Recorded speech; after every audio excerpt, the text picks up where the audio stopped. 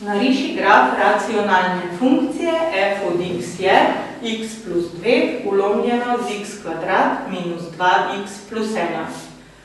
Da bomo narisali graf racionalne funkcije, bomo najprej določili vse potrebne podatke. Prva stvar so ničle.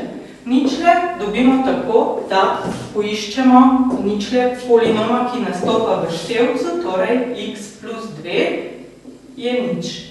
Ko rešimo enačbo, dobimo, da je ničla minus 2 in ta ničla je lihe stopnje. Nato poiščemo pole. Pole pa dobimo tako, da poiščemo ničle polinoma, ki nastopa v imenovalcu. Torej x kvadrat minus 2x plus 1 je enako nič. Da bomo tukaj poiskali ničle, bomo polinom razstavili in dobimo x minus 1 krat x minus 1 je nič. Iz oklepajev izpišemo rešitvi in ugotovimo, da je prva ničla 1 in ravno tako tudi druga, torej imamo pol druge stopnje oziroma sode stopnje. Naslednja stvar, ki jo določimo, je začetna vrednost. Dobimo jo tako, da v našo funkcijo namesto vsakega x-a vstavljamo nič. Torej, v števcu je nič plus 2, v imenovalcu pa nič na kvadrat, minus 2 krat nič in plus 1. Ko to izračunamo, dobimo, da je začetna vrednost enaka 2. Naslednja stvar, ki jo določimo, je še asimptota. Asimptoto izračunamo tako, da pogledamo stopnji polinoma v števcu in v imenovalcu.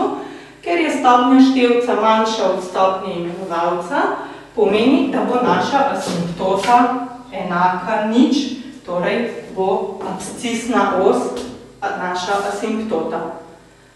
Zračunali smo vse potrebne podatke, tako da sedaj pripravimo graf.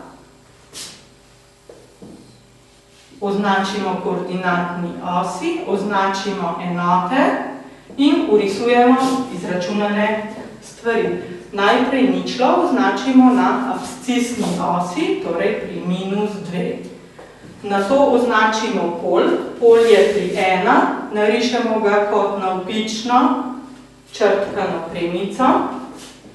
Začetna vrednost je 2, označi se na ordinatni osi.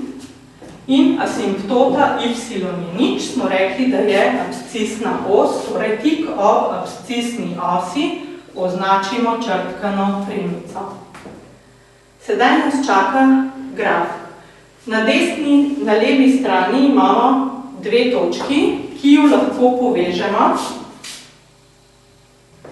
In pogledamo ničlo minus 2, je lihe stopnje, kar pomeni, da bo tukaj graf šel čez x-os. Ko rišemo proti levi, nimamo označene nobene točke več, kar pomeni, da se bo naš graf samo še približal k asimptoti. Torej, zavijamo nazaj proti asimptoti. Od začetne vrednosti pa bomo graf narisali naprej, tako da sekamo x-os in se približamo k polu.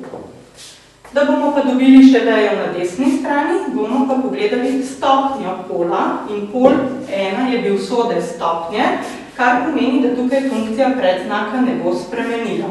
Ker je bila na levi strani pola zgoraj, torej pozitivnega predznaka, bomo tudi na desni risali, tako da bo predznak pozitiven. Ko pogledamo proti desni, vidimo, da nimamo nobene točke več, kar pomeni, da se bo naš graf samo približal k asimptoti in tako je graf naše racionalne funkcije narisan.